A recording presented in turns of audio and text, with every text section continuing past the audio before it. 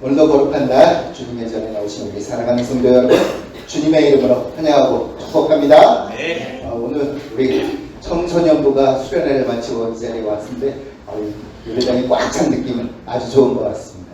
우리 은혜 많이 받고 오셨습니까, 우리 청소년부? 네. 아멘. 아멘. 정말 이 시간 우리 여러분, 우리의 호흡이 닿을 때까지 주님을 찬양하기를 원합니다. 우리의 모든 생명, 능력, 소망, 이 시간에 임재하시는 주님께서 우리에게 부어주실 줄로 믿습니다. 아멘. 이 시간 주님께 고백하며 우리 힘차게 기쁨으로 찬양하겠습니다.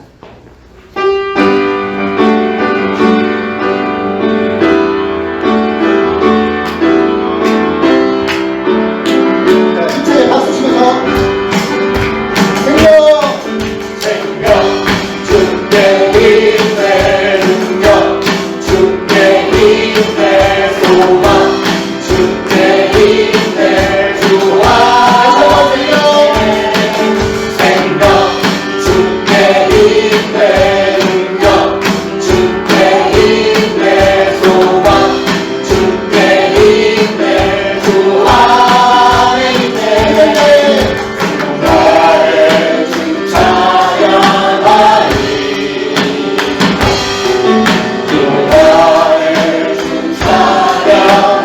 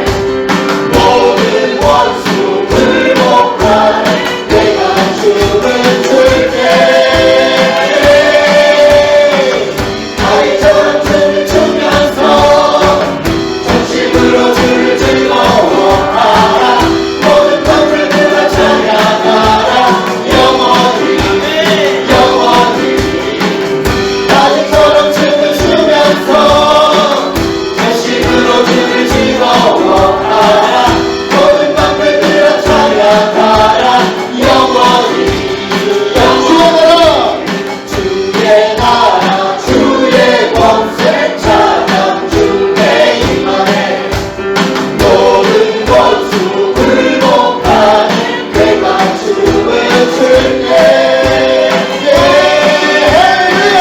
나비처럼 주를 추면서 전심으로 주를 즐거워하라 모든 것들을 찬양하라 영원히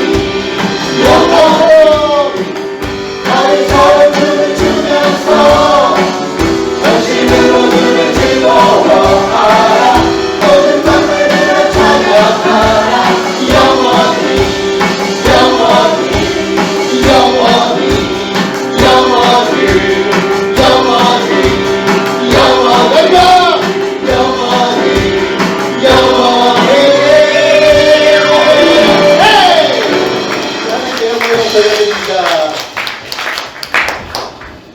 우리 재민이와 그 친구들 아주 수련회에서 은혜 많이 받고 온 것 같아요. 가장 기쁨으로 박수 치면서 우리 함께 찬양을 하는데 아주 은혜롭습니다. 우리가 있는 이곳, 우리를 부르신 바로 이곳 주님의 인자하심이 느껴집니다. 우리가 살아가는 일상 속에서 주님과 동행하며 늘 주님의 영광을 위해 살아가는 우리가 되기를 소망합니다. 아멘. 함께 찬양하겠습니다.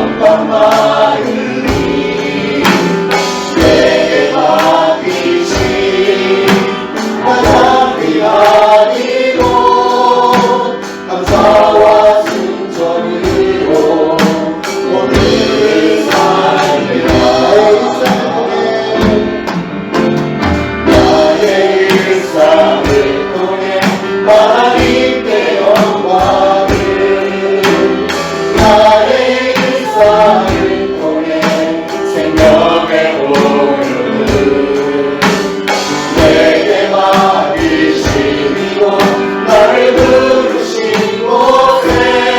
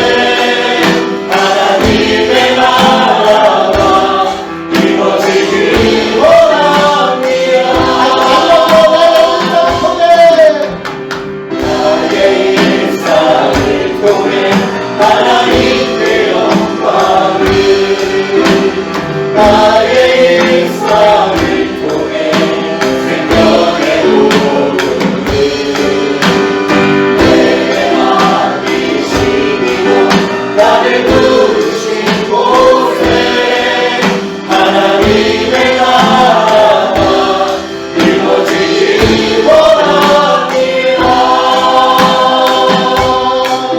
나의 일상을 통해 주의 나라 이루소서. 나의 일상을 통해 주의 나라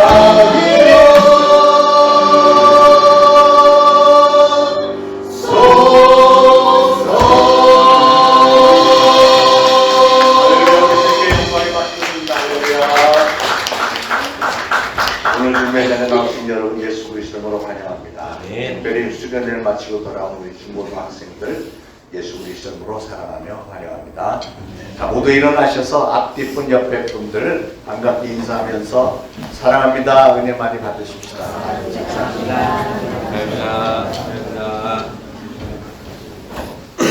일어서신 채로 완전하신 나의 주 찬양합니다.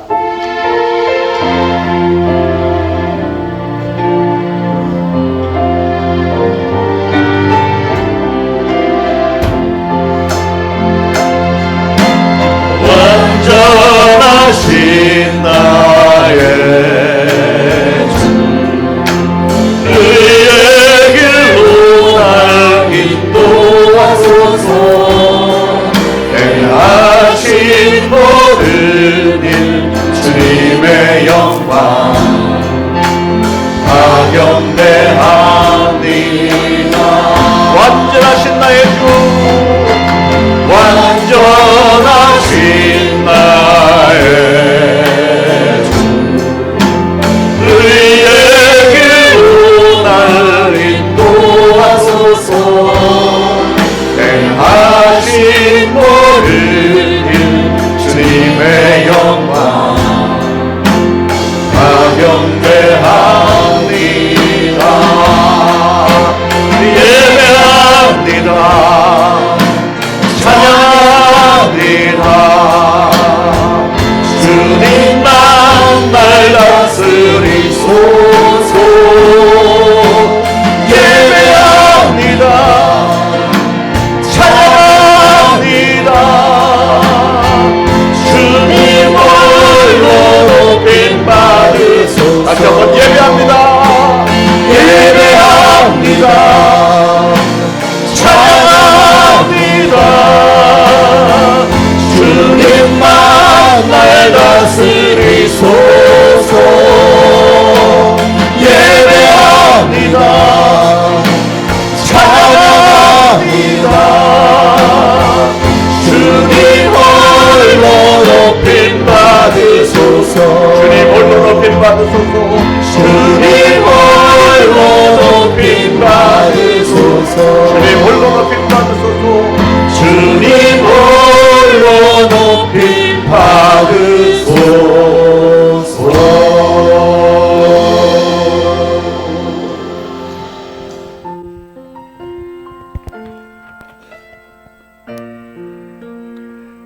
내 하나님이여 내 하나님이여 어찌 나를 버리셨나이까. 어찌 나를 멀리하여 돕지 아니하시오며 내 신음소리를 듣지 아니하시나이까.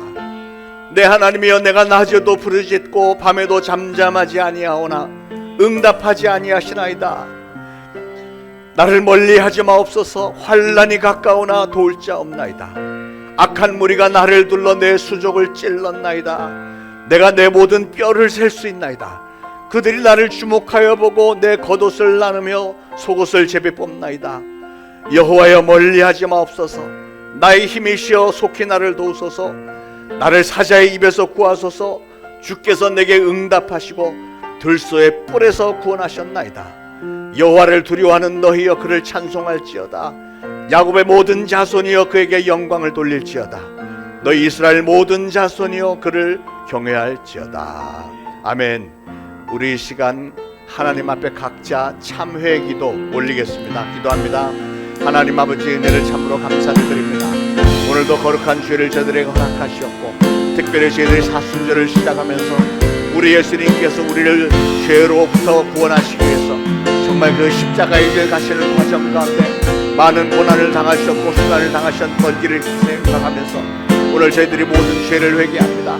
아버지, 우리의 죄가 아니었던들 우리 주님께서 그 십자가의 형벌 받지 않으셔도 됐는데, 정말 우리 예수님께서 나의 죄를 대신해서 죽어주기까지 하셨는데 여전히 우리는 수시로 연약하여 넘어지고 쓰러질 수밖에 없는 죄인인 것을 고백을 하며 하나님께 송구스러움을 아뢰입니다. 이 시간 참회의 시간, 저희들이 하나님 앞에 죄를 간구합니다. 아버지 하나님, 저희들의 죄를 용서하여 주옵소서. 저희들은 하나님을 사랑하고 하나님의 뜻대로 살고자 애를 쓰지만 저희는 너무나도 연약하여서 악한 방해의 유혹에 수시로 넘어가고 쓰러질 수밖에 없는 존재인거뇨. 그럼에도 불구하고 우리 예수님께서 그러기에 우리의 죄를 대신하여 피를 흘려주셨사오매 예수 그리스도의 그 보혈이 오늘도 우리의 죄를 덮어주시는 줄로 믿고 나왔사오니 은혜 베풀어 주옵시고 예배를 통하여서 오로지 하나님께서 영광 거두어 주옵소서. 예수 그리스도의 이름으로 간절히 기도합니다. 아멘. 다 같이 사도신경으로 신앙 고백 드리겠습니다. 전능하사 천지를 만드신 하나님 아버지를 내가 믿사오며 그 외아들 우리 주 예수 그리스도를 믿사오니 이는 성령으로 잉태하사 동정녀 마리아에게 나시고 본디오 빌라도에게 고난을 받으사 십자가에 못 박혀 죽으시고 장사한 지 사흘 만에 죽은 자 가운데서 다시 살아나시며 하늘에 오르사 전능하신 하나님 우편에 앉아 계시다가 재리로서 산 자와 죽은 자를 심판하러 오시리라. 성령을 믿사오며 거룩한 공회와 성도가 서로 교통하는 것과 죄를 사하여 주시는 것과 몸이 다시 사는 것과 영원히 사는 것을 믿사옵나이다. 아멘. 모두 착석하시고 함께 기도하시겠습니다. 언제 어디서나 우리와 동행하시며 지키시는 주님 감사합니다. 오늘도 주의를 기억하고 이 자리에 함께할 수 있도록 허락하시고 평안하고 평온함 가운데 주님만 바라보게 하심도 이 아침 감사합니다. 우리들의 삶이 힘들고 지치고 어렵더라도 늘 주님을 의지하며 동행하는 삶을 살아가기를 늘 기도합니다. 값없이 주신 은혜를 늘 기억하고 감사하며 살아가기를 소원하나 세상에 빠져 살고 세상과 타협하며 주님을 저버리는 삶을 살아가는 나를 발견하게 됩니다. 다시금 이 주일에 회개하며 주님께 용서를 구하고 주의 참된 자녀로서 온전하게 살아가기를 기도합니다. 좌로나 우로나 치우치지 않고 늘 주님이 주시는 지상 명령을 준행하며 하루하루를 성령 충만한 가운데 앞으로 나아가기를 원하고 원하옵나이다. 교만하거나 부족함 없게 하시고 주님이 쓰기 좋은 그릇으로 나를 우리들을 빚으시고 사용하시길 원합니다. 늘 주 안에서 거하게 하시고 입술로 범죄하게 하지 마시고 모든 것을 주님께 맡기며 주어진 역할들을 잘 감당케 하시기를 기도합니다.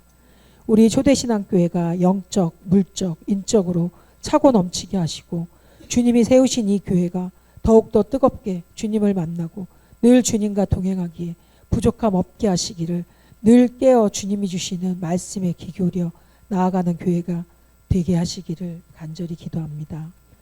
우리가 살아가는 이 세상에 위인은 하나도 없다고 하셨는데 저희는 나의 허물은 보지 못하고 자꾸만 다른 사람의 허물을 보고 말하며 내가 제일 위인인 것처럼 행동하고 살아갈 때가 많음을 이 시간 회개합니다. 모두가 부족하고 모자라고 서툰 가운데 있음을 늘 기억하며 주님 앞에 범죄하게 하지 마시고 늘 내 눈에 들보를 보게 하시고 남의 눈에 티끌을 보게 하지 마시기를 간절히 소원하며 기도합니다. 세 분의 전도사님들 늘 영육간 온전케 하시며 성령 충만함으로 우리들의 자녀를 돌보게 하시고 전하시는 말씀들이 우리의 아이들의 삶에 큰 소망과 은혜가 차고 넘치기를 기도합니다. 더욱더 주님의 때가 머지않았음을 기억하게 하시고 주님과 동행하는 하루하루를 살아가게 하시기를 기도합니다. 말씀 전하시는 목사님 언제나 주님의 도우심과 역사하심으로 강건케 하시며 늘 건강 중에 붙드시고 말씀에 은혜와 성령 충만함이 함께 하시기를 간절히 기도합니다. 이 모든 말씀 우리 주 예수 이름으로 기도드리옵나이다. 아멘.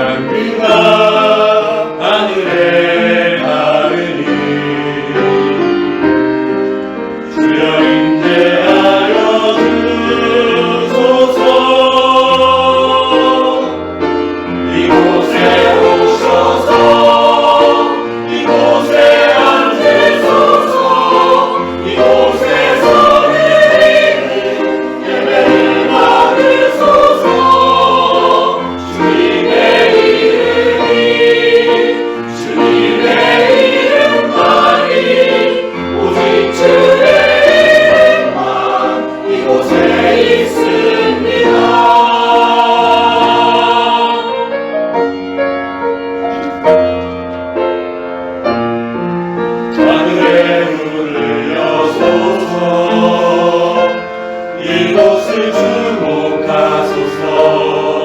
주를 향한 노래가 꺼지지 않으니 하늘을 열고 보소서. 이곳에 임재하소서. 주님을 기다립니다. 이 노래 향기가 하늘에 닿으니 주여 임재하여 주소서. 이곳에 오셔서 이곳에 앉으소서. 이곳에서 예배를 받으소서. 주님의 이름만이 오직 주의 이름만 이곳에 있습니다.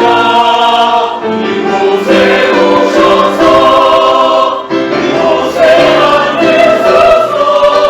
이곳에서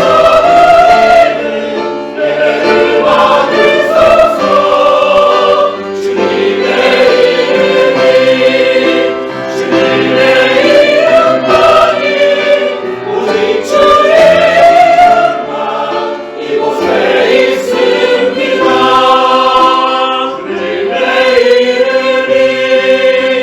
주님의 이름만이 오직 주의 이름만 이곳에 있습니다.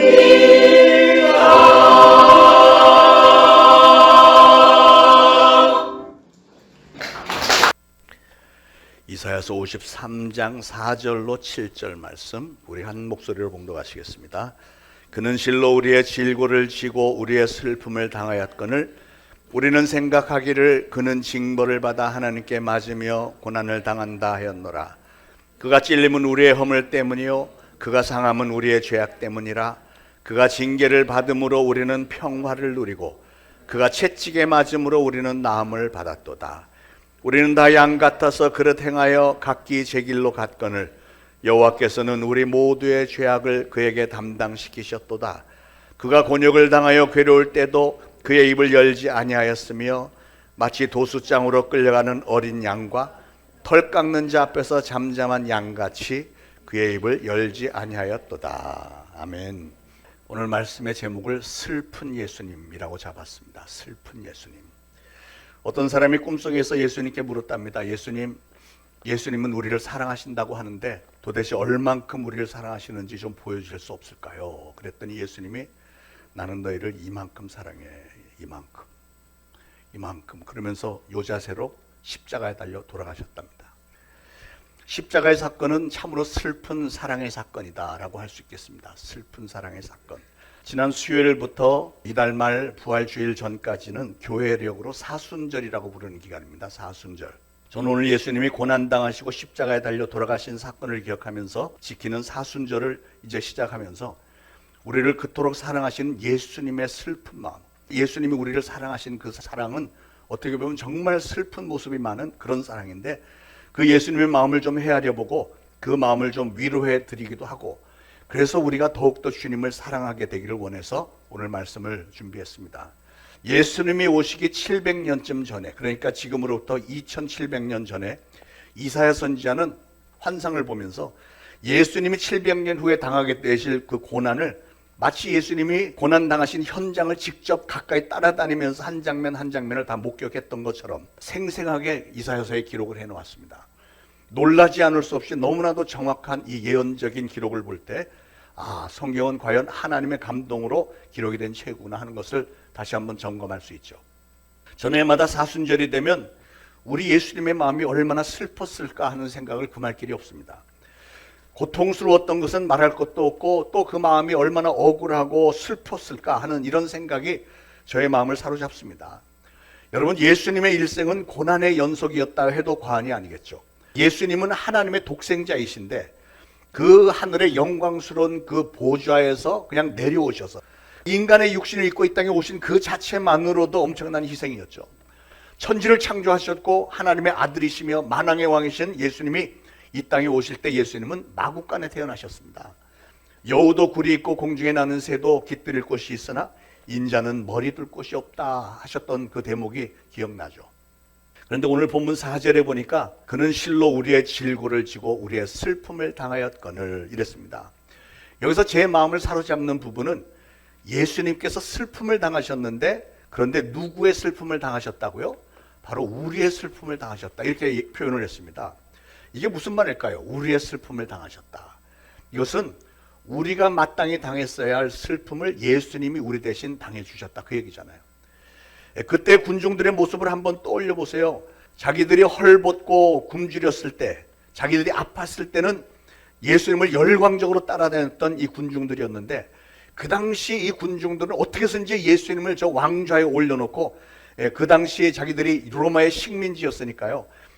로마 제국의 통치로부터 우리도 자유를 얻고 또 일부 사람들은 나도 덩달아 뭔가 좀 한 자리를 해볼 수 있지 않을까 해서 예수님을 열심히 따라다녔지만 예수님은 자기들이 꿈꾸고 기대했던 것처럼 왕좌에 오를 생각이 전혀 없다는 사실을 알고 나니까 이 사람들이 돌변해갖고 저 예수를 십자가에 못 박아라 막 하면서 아우성을 쳐댑니다.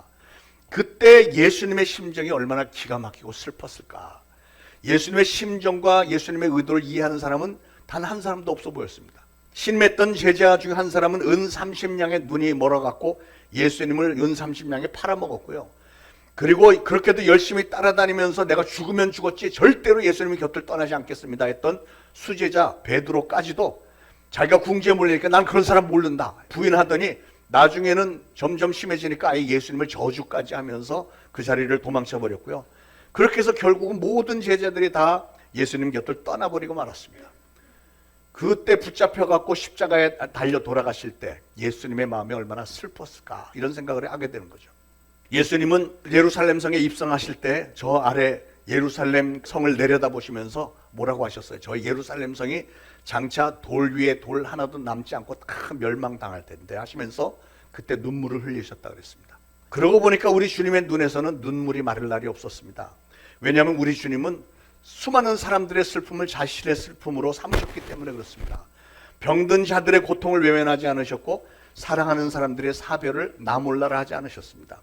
아들을 잃은 나인성 과부의 슬픔을 당신의 것으로 생각하시면서 같이 슬퍼하셨고 사랑하는 오빠 나사로를 잃었던 마리아와 마르다의 슬픔에 같이 눈물을 흘리셨던 분이십니다. 하나님을 알지 못하고 하나님을 믿지 못하고 죄 문제를 해결받지 못한 채 그대로 지옥 유황불못에 던져지는 인간들을 보실 때마다 예수님의 마음에는 슬픔이 떠나지 않았던 거죠. 그래서 예수님은 지금 이 시간에도 하나님의 보좌 우편에 앉아서 저와 여러분의 이름을 오른손에 새기고 저와 여러분을 위해서 애처롭게 기도하고 계시다는 겁니다. 예수님은 이사야가 예언했던 대로 이 땅에 오셔서 실로 우리의 모든 질고를 지고 우리의 슬픔을 대신 당해 주신 분이었다는 사실이 지금 이 사순절 기간에 다시 한번 절실하게 묵상하게 됩니다. 이사야 선지자는 예수님이 찔림을 받았다고 그랬습니다. 실질적으로 우리 예수님은 정말 많은 찔림을 받으셨죠. 그가 찔림은 우리의 허물 때문이요 이렇게 말씀했죠. 그 당시 종교 지도자들, 제사장들, 서기관, 장로들 그들의 음모와 모략들이 예수님의 마음을 찔러대는 가시였습니다. 예수님은 로마 병정들에게 붙잡혀 끌려가서는 가시관을 쓰셨습니다.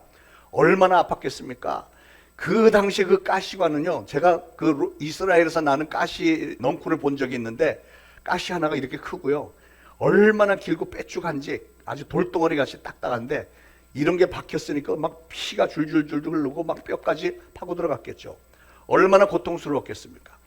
그런데 예수님은 가시관만 쓰신 게 아닙니다. 두 손과 발에는 커다란 못이 박혔습니다. 온몸의 체중에 이 손에 박힌 못에 이렇게 매달려 있는 거예요. 그러니까 얼마나 아팠겠으면 시간이 지나면서 못자국이 막 찢어지면서 그 고통이 얼마나 아팠겠습니까? 나중에는 또 온몸에 피를 다 쏟아내려 커다란 창으로 이 허리를 푹 찔러갖고 막 피가 콸콸 쏟아져 나왔으니 얼마나 많은 찔림을 받았습니까? 이사야 선지자는 또 예수님이 채찍에 맞았다고 그랬습니다. 이사야 선지자가 700년 이전에 보았다는 환상대로 실제로 예수님은 39대 무서운 채찍을 맞으시고 나서 그리고 그 무거운 나무 십자가를 지고 골고다 언덕까지 오르셨다는 사실을 기억하시기 바랍니다. 예수님은 또한 많은 사람들로부터 신문을 받으셨습니다. 신문을 받은 횟수를 세보세요. 겟세마네 동산에 붙들려서 제일 먼저 대제사장 안나스의 집에 끌려가서 신문을 받았습니다. 그리고 대제사장 가야바의 집에 또 끌려가서 신문을 받았고, 그 다음에는 사내들인 70인의 공회 앞에서 신문을 받았습니다. 사내들인 공회에서 그들은 거짓 증인들을 세우면서 예수님을 죽이려고 들었습니다. 그러나 그 사내들인 공회는 사람을 사형시킬 권한은 없었기 때문에 그 당시 사형 권한이 있었던 로마의 총독 빌라도에게 또 끌고 가서 신문을 받게 했습니다. 그들은 로마 총독 빌라도로 하여금 사형 집행을 시키도록 계략을 꾸몄습니다. 그런데 빌라도가 예수님을 본 즉시로 이분은 죄가 하나도 없는 분이라는 것을 깨닫기는 했습니다. 그래서 자기가 책임지기 싫으니까 그 당시 유대 분봉왕 헤롯에게 넘겼고요. 그래서 예수님은 헤롯 왕에게 또 끌려가서 신문을 받습니다. 그러나 헤롯 역시도 자기가 책임지기 싫으니까 다시 예수님을 빌라도에게 돌려보냈고요. 이제 빌라도는 어떤 판결을 내려야 하는데 아무리 찾아보아도 예수님의 죄를 찾을 수가 없는 거죠. 그런데 바로 이 6번의 신문이 그날 한밤중에부터 새벽까지 이루어지는 거예요. 그냥 여기 끌려갔다 밤새 잠도 못 자고 그냥 끌려다니는 겁니다. 자, 그럼에도 불구하고, 죄를 찾을 수 없음에도 불구하고 하도 이스라엘 대제사장들, 장로들, 그리고 수많은 군중들이 하도 강력하게 요구를 해대니까 이 빌라도는 어쩔 수 없이 무리 앞에서 손을 씻으면서 이 사람의 피에 대해서는 나는 무죄하니 너희들이 다 그 벌을 당해라, 이러면서 예수님을 십자가에 못 박으라고 그들에게 내어 주고 마는 거예요. 예수님은 마치 도살장에 끌려가는 어린 양처럼, 털 깎는 자 앞에 잠잠한 양처럼 묵묵히 끌려갔다는 것이죠. 빌라도의 사형 온도가 떨어지니까 로마 군병들은 예수님을 끌고 가서 옷을 벗기고 자색 옷을 입히고 머리에는 가시면류관을 씌우고 갈대로 호를 만들어서 예수님에게 들게 하고 예수님을 희롱해 가면서 유대인의 왕이여 평안할지어다 하면서 막 조롱을 해대고요. 침을 뱉고 그 갈대를 뺏어 갖고 머리를 예수님을 치고, 하여튼 별의별 짓 다 했습니다. 그리고서는 십자가를 지게 하고 골고다로 끌고 갔습니다. 골고다로 끌려가는 그 과정 가운데 수도 셀 수 없이 많은 군중들이 길가리에 나와서 예수님을 바라보면서 수많은 사람들이 예수님을 향해 막 욕설을 퍼붓고 침을 뱉고 이랬습니다. 그런데 여러분, 이 사람들이 누굽니까? 이 사람들은 바로 얼마 전까지만 해도 예수님으로부터 병고침도 받았고 그 오병이요, 그 물고기 2마리와 떡 5덩어리로 그 많은 사람들 먹고 12광주나 남는 것을 체험 목도했던 사람들입니다. 예수님이 이적을 행하고 병을 고치고 귀신들을 쫓아내고 인기가 절정에 올랐을 때는 예수님을 왕으로 추대하려고 들었던 사람들이었고요. 그리고 이 일이 있기 바로 며칠 전에 주일날 예루살렘으로 입성하실 때, 종려주일에 이 수많은 사람들이 그냥 환영 인파로 나와서 호산나 다윗의 이름으로 오시는 이여 환송하리로다 하면서 예수님을 환영했던 사람들입니다. 그런데 겨우 며칠 만에 사람들의 인심이 이렇게 완전히 돌변한 거예요. 어쩌면 그렇게 의리도 없고 그렇게 쉽게 잊어버릴 수 있습니까? 이렇게 차가운 배신과 수모를 당하면서 예수님의 마음속에는 얼마나 아련한 아픔, 슬픔이 있었을까요? 제가 뉴욕에서 목회할 때 제가 참으로 사랑하고 존경하는 목사님이 제일 마지막 목회지에서 그 교회와 성도들 위해서 12여 년 정말 열심히 목회를 하셨습니다. 한인타운 아주 가장 중심지 좋은 위치에 교회 건축까지 예쁘게 했고요. 그 교회가 제일 마지막 2년 남겨놓고 폭발적으로 부흥했습니다. 성도들이 400명으로 늘어서, 이민교에서 400명은 굉장히 큰 교회입니다. 400명으로 늘어서 예배 시간마다 막 사람들이 꽉꽉 차가고 자리가 모자라니까 막 뺑돌아면서 다 서서 예배드리고, 여름에는 에어컨이 약하니까 막 땀 줄줄 흘려가면서도 꽉꽉 들이찼습니다. 그 목사님과 사모님은 성도 한 사람 한 사람에게 극진히 사랑을 베푸셨습니다. 그분들은 그 교회 2층에 살면서 목회자인지 관리집사인지 구분이 안 될 정도로 고령에도 불구하고 교회 잡일까지 마다않고 전부 다 했습니다. 그런데 은퇴 날짜가 정해지고 후임자가 결정되고 나니까 그동안 그렇게 해도 사랑했던 성도들, 특히 중직들, 장로들부터 시작해서 슬슬 멀어지기 시작했습니다. 이제 은퇴 날짜가 돼서 은퇴 찬화식을 이제 좀 공간이 더 넓은 거기에 금강산이라는 큰 식당 연회장을 빌려서 결혼 그 피로 연장인데 많은 분들을 초청해서 성대하게 은퇴 찬화식을 열었는데 기가 막힌 일이 벌어졌어요. 그렇게 오랫동안 그 목사님에게서 신앙을 배웠고 많은 사랑과 은혜를 받았던 분들 중에 많은 분들이 그 자리에 나타나지 않습니다. 특히 중직들, 장로, 권사, 안수집사 이런 급의 사람들이 나타나지도 않았고, 교회를 부흥시키고 퇴직을 하는데 퇴직금도 없고, 그날 잔치 비용도 안 대주고, 지난 10여 년간 수고 참 많았다 하는 감사패도 하나 없이 그냥 끝나버리고 말았습니다. 그 장면을 보면서 제가 분개했습니다. 아니 어떻게 이럴 수 있습니까? 그때 그 목사님의 말씀이 아직도 귀에 쟁쟁합니다. 뭐라고 했냐면 괜찮아. 이민 교회들은 대부분 이래. 다 먹고 살기 힘들고 바쁘니까 그렇지 뭐. 오히려 형편이 닿지 못해서 하지 못하는 그분들을 불쌍하게 생각하고 그들을 위로해야지. 그게 목회자의 마음 아니야. 그들 자신도 얼마나 마음이 아프겠어. 목회자는 그런 거 다 초월해야 돼. 그런 게 억울하다면 어떻게 목회를 하겠어? 그런 게 억울하다면 예수님은 어땠겠어? 아무리 억울하면 예수님 억울한 거에 비하겠어. 그렇게 말씀하셨어요. 사실 그분은 저희 아버님이었습니다. 사랑하는 여러분, 신앙생활 하는 사람들에게는 깊은 정도 있어야 되겠고 의리가 좀 있어야 되겠어요. 이스라엘 민족들에게는 그런 정과 의리가 없었기 때문에 그래서 예수님을 그렇게 헌신짝처럼 버리고 예수님을 찌르고 예수님을 슬프게 만들고 죽이기까지 한 겁니다. 사랑하는 여러분은 제가 장차 이 교회에서 은퇴하게 될 때 그러지 마시기를 부탁을 드립니다. 우리 사이에 있었던 좋은 일들 많이 있잖아요. 은혜 받은 일들 많이 기억하시고 제 은퇴 찬양 예배는 좀 성대하게는 아니어도 포근하게는 좀 해주기를 주님의 이름으로 부탁을 드립니다. 예수님의 고난의 절정은 아무래도 십자가에 매달린 6시간 동안이었겠죠. 예수님은 양손과 양발에 못이 박혀서 십자가에 높이 매달려 있습니다. 그때 그 고통과 그 아픔 정말 상상만 해도 막 전율이 오는데요. 그 아픔 그 고통을 누가 제대로 알기나 하겠으면 표현이나 할 수 있겠습니까? 여러분, 역사 속에서 인간들이 고안해낸 형벌 중에 십자가 형벌보다 더 고통스러운 형벌은 없다고 합니다. 교수형이나 총살형의 고통은 그냥 몇 초면 끝나는 거예요. 뻥 하면은 2, 3초 그냥 아프다가 그냥 죽으면 끝나는데 십자가는 6시간, 최소한 6시간 이상 거기 매달려갖고 고통 가운데 더군다나 이스라엘 그 광야지대 뜨거운 햇볕 가운데 막 목마르고 피는 다 쏟고 얼마나 고통스럽습니까? 인간의 육체에 가해줄 수는 최악의 고통을 6시간이나 경험하고 나서야 죽음에 이르게 되는 그런 끔찍한 형벌이었습니다. 그런데 그런 육신의 고통보다도 예수님이 더 견딜 수 없었던 게 뭐냐면 아버지 하나님이 아들 예수님을 그냥 죄인으로 버리셨다는 사실입니다.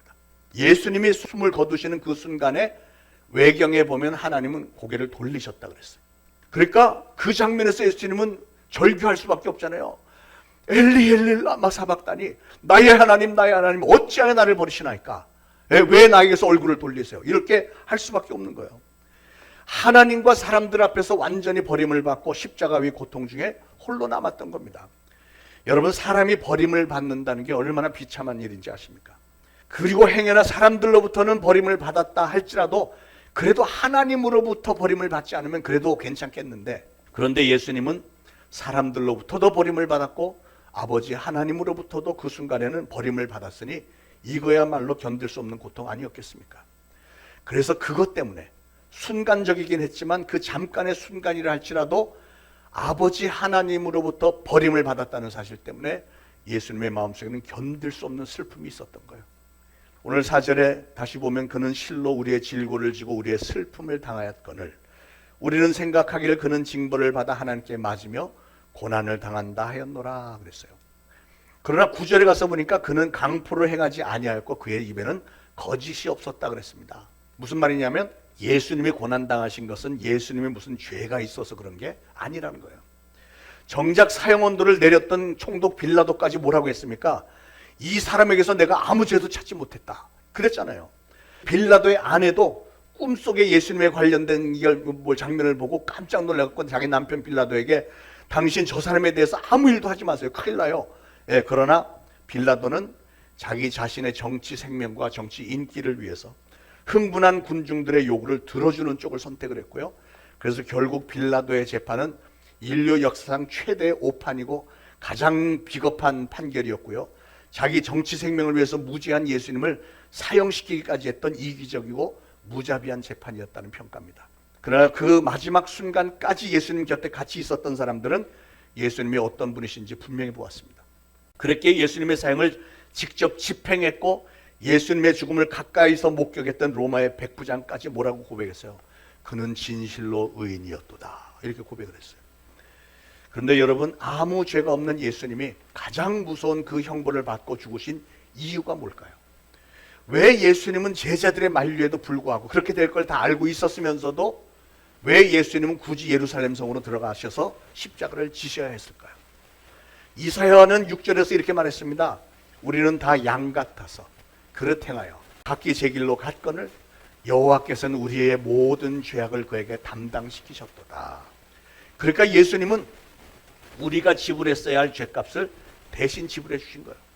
이 개념을 이해시키기 위해서 하나님은 이스라엘 백성들에게 구약시대부터 죄 사함을 받기 위해서는 양이나 소를 잡아서 희생의 제사를 드리도록 했습니다. 양이나 소는 자기들이 지은 죄는 아무것도 없지만 죄의 삭은 사망이다라고 하나님이 정했던 법대로 인간이 지은 죄지만 누군가는 자신이 아니더라도 누군가는 그 죄를 대신해서 사망, 죄의 삭은 사망이니까 죽어줘야 되는 그런 법을 정하신 겁니다. 그랬기 때문에 하나님은 구약시대에는 죄가 없는 양이나 소에게 그 죄를 뒤집어 씌웠던 것이고요. 동일한 방법으로 하나님은 예수님이 인류 전체의 죄를 대신해서 희생양이 되도록 하신 것이고요. 그렇기 때문에 하나님은 예수님이 십자가 위에서 고통 가운데 숨이 끊어질 때 얼굴을 돌리실 수밖에 없었습니다. 왜냐하면 그 순간에는 예수님이 하나님의 아들로서 심판을 받는 게 아니고 죄인으로서 형벌을 받는 장면이기 때문에 거기에 대해서 하나님이 얼굴을 그냥 돌리실 수밖에 없는 거죠. 죄는 우리 인간들이 지었지만 그래서 그 죄에 대한 심판도 우리가 받았어야 마땅했는데 양처럼 아무 죄가 없으신 예수님이 어린 양으로 오신 그 예수님이 우리가 받았어야 할 심판을 대신 받은 것이라 그 말입니다. 5절에서 이사야는 계속 말씀했습니다. 그가 찔림은 우리의 허물 때문이요 그가 상함은 우리의 죄악 때문이라. 그가 징계를 받음으로 우리가 평화를 누리고 예수님이 징계를 받음으로 우리가 평화를 누렸다 그랬어요. 여기에 담겨있는 중요한 뜻이 뭘까요? 죄를 지은 후에 우리 인간들은 하나님과 멀어졌습니다. 왜냐하면 하나님은 공의로우신 분이기 때문에 죄와는 함께 하실 수가 없는 거예요. 죄인된 우리 인간은 하나님 앞에 나갈 자격조차 없는 겁니다. 우리 하나님과 우리 사이에는 그래서 건너갈 수 없는 담장이 생겼고 하나님과 교제할 수 없는 우리 인간의 삶 속에는 진정한 평화라는 게 없어져 버리고 만 거죠. 그러나 예수님은 우리의 모든 죄를 대신 지시고 우리 죄에 대한 징계를 대신 받아주셨고 그 사실을 하나님의 독생자 예수님이 우리에게 거저 주시는 구원의 사건으로 믿고 그 예수님을 나의 개인적인 구원주로 영접하기만 하면 우리의 죄는 깨끗하게 씻김을 받고 하나님은 그 이후로는 우리의 죄를 기억조차 하지 않으시고요. 하나님과 인간 사이에 막혔던 담이 헐어졌고 하나님과의 관계가 다시 회복이 되어지고 이제 하나님과 우리의 사이에는 진정한 평화가 있게 되었고 그렇게 되고 나니까 우리의 삶 속에는 평화가 회복이 되는 겁니다. 그게 바로 그가 징계를 받음으로 우리가 평화를 누렸다고 하는 말씀의 뜻입니다. 예수님의 고난과 죽으심은 하나님이 보시기에 우리 모든 인류의 죄에 대한 대가를 지불하기에 충분했습니다. 왜냐하면 예수님은 천지를 창조하시고 우리 인간을 만드신 창조주 하나님이시니까요. 그분이 나의 죄를 대신해서 죽어주신다는데 그거보다 더 큰 재물이 어디 있겠습니까? 인간의 죄에 대한 하나님의 고민은요, 본질이 사랑이신 하나님이 하나님의 법을 어기고 범죄한 인간들 그냥 다 죽여버리기는 너무 무자비한 것 같잖아요. 더군다나 하나님의 성품인 사랑이 그것을 용납하지 않는 겁니다. 또 그 반대로 죄인들을 그냥 무조건 다 용서해 줬다가는 하나님 자신이 제정해 놓으신 법을 지키지 않으시는 일이기 때문에 공의롭지 못한 일이 돼버리는 거예요.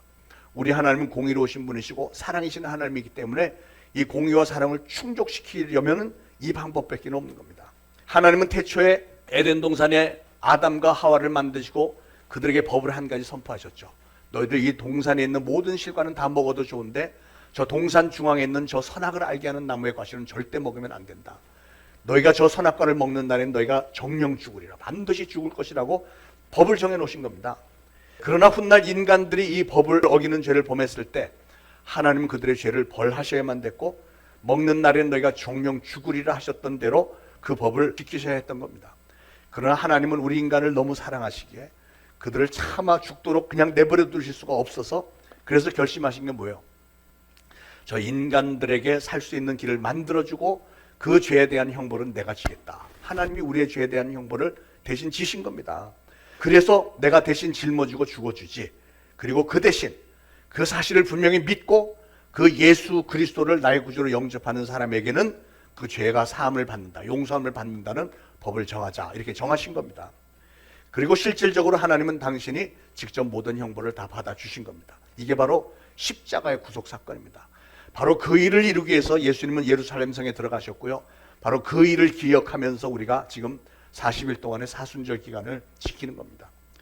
여러분, 우리는 분명히 압니다. 예수님은 하나님의 아들이시고요. 그래서 그 예수님만이 우리를 구원하실 자격이 있으신 분이고, 그분은 실제로 2000년 전에 이스라엘이라고 하는 우리 인류의 시간과 공간 안으로 들어오셨고, 실질적으로 온갖 고난을 다 당하셨고, 마침내는 십자가에 달려 죽으신 분이시라는 사실을 우리는 분명히 믿습니다. 그런데 사랑하는 여러분, 여러분은 아십니까? 지금 예수님은 이 시간에도 하나님의 보좌 우편에 앉아서 우리를 바라보시면서 몹시 슬퍼하고 계시다는 사실이에요. 왜요? 무엇 때문에 슬퍼하실까요? 지금 이 땅을 보세요. 지금 이 땅에 살고 있는 수많은 사람들 가운데 구원받지 못한 영혼들이 얼마나 많습니까?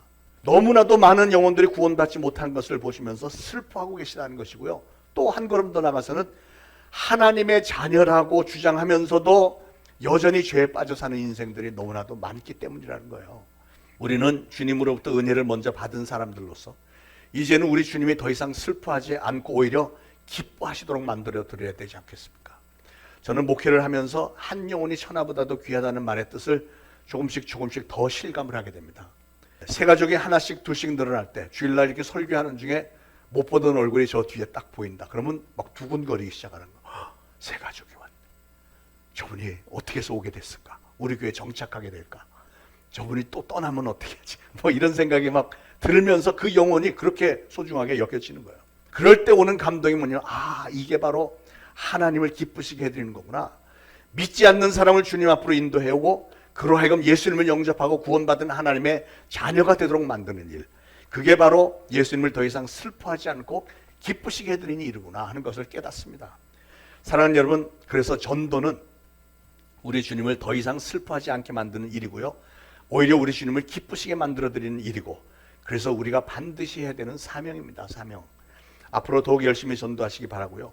이 자리에 혹시라도 아직까지 구원의 확신이 없으신 분이 계시면, 아직까지 여러분이 예수 그리스도가 내 죄를 대신해서 죽어주셨기 때문에 내가 그분을 나의 주님으로 모신 적이 없는 분이 계시다면, 오늘 말씀을 들으면서 여러분의 마음에 좀 변화가 와서 그 예수님을 여러분의 구원주로 영접하셨기를 간절히 바랍니다.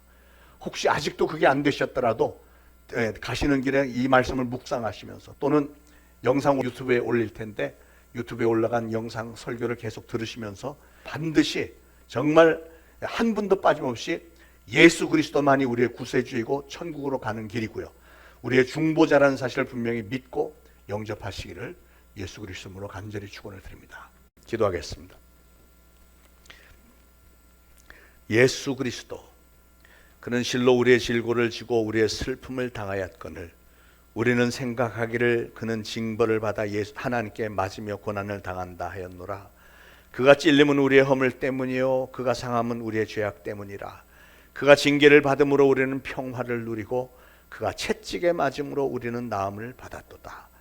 우리는 다 양 같아서 그릇 행하여 각기 제 길로 갔거늘 여호와께서는 우리 모두의 죄악을 그에게 담당시키셨도다. 이 은혜를 감사드리며 예수 그리스도 이름으로 간절히 기도합니다. 아멘. 말씀을 생각하시면서 우리 준비하신 예물 바치실 때 찬송가 146장 함께 부르겠습니다.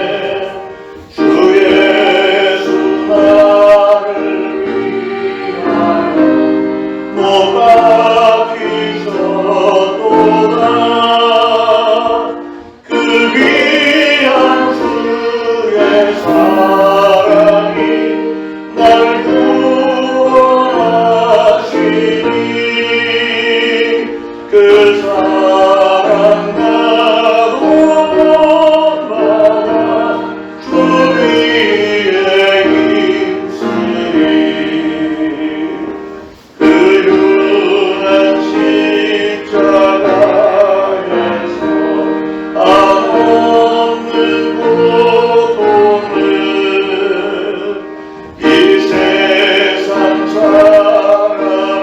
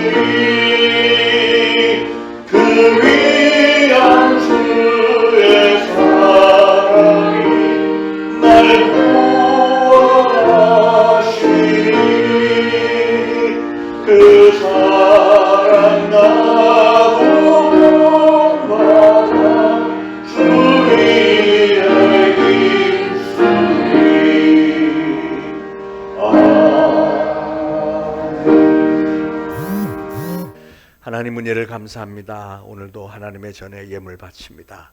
바쳐진 예물 하나님 축복하셔서 많은 열매 맺을 수 있도록 성령님께서 기름 부어 주옵소서. 바친 모든 손길들 축복하셔서 저들이 손으로 행하는 모든 일 위에 30배, 60배, 100배 결실 있게 하시고 각 가정들마다 생업을 축복하셔서 풍요로움 있게 하시고 가족들 늘 건강 중에 하나님 뵙게 하옵소서.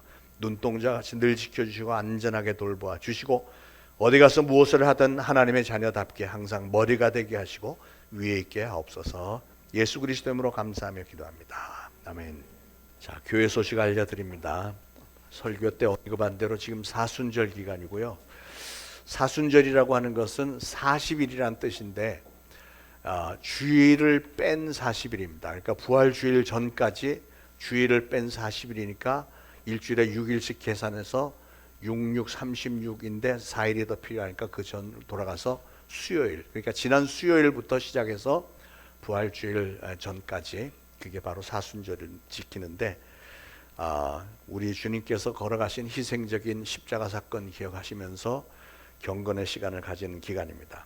그리고 마지막 주일은 주일날은 예수님이 예루살렘 성에 입성하신 종료주일이고 그리고 그 한 주간은 예수님이 금요일날 십자가에 달려 돌아가시는데 그때까지 그 주간은 고난주간입니다. 예수님이 고난당하시고 십자가에 달리신 고난주간 기억하시고 3월 31일은 부활주일입니다.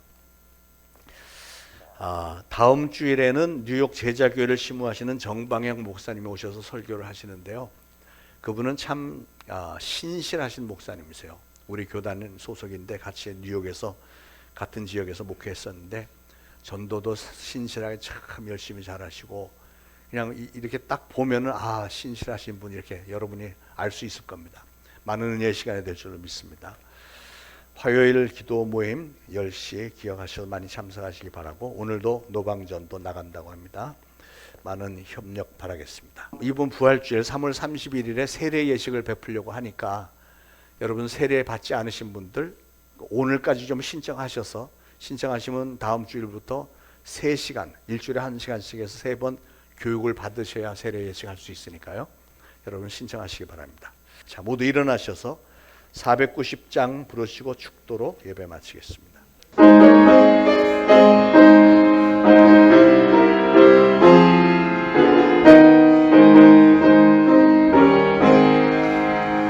주여 지난 밤 내 꿈에 외웠으니 그 불이 부어주옵소서. 한같이 내게 실로 보여주사 항상 은혜를 주옵소서. 나의 놀라운 꿈 정녕 나는 길 장차 그 은혜 받으려니 나의 놀라운 꿈 정녕 이루어서 주님 얼굴을 배우리라. 막 외롭고 아파서 나침될 때 내게 소망을 주셨으며 내가 영광의 주님을 바라보니 앞길 환하게 보이구나. 나의 놀라운 꿈 정녕 나는 길 장차 그 은혜 받을 거니 나의 놀라운 꿈 정녕 이루어서 주님 얼굴을 배우리라. 세상 문제는 많아이 변하여도 나는 내 믿음 지키리니 인생 살다가 죽을 꿈 같으나 오직 내 꿈은 참되리라. 나의 놀라운 꿈 정녕 나는 길 장차 그 은혜 받을 거니 나의 놀라운 꿈 정녕 이루어서 주님 얼굴을 배우리라. 이제 우러러 축원하옵기는 우리 구주 예수 그리스도의 무한하신 은혜와 하나님 아버지의 극진하신 사랑과 성령님의 감동, 감화, 교통, 위로하심이 오늘 거룩한 주일에 주님의 전에 나와 예배드리고 오늘 주신 말씀을 마음에 잘 새기고 이제 보내심을 받는 그곳 가정과 이웃과 직장 사업장에서 예수 그리스도를 증거하는 사명을 잘 감당하겠노라 다짐하는 모든 성도들 머리 위에 이제로부터 영원토록 항상 함께 있을지어다. 아멘.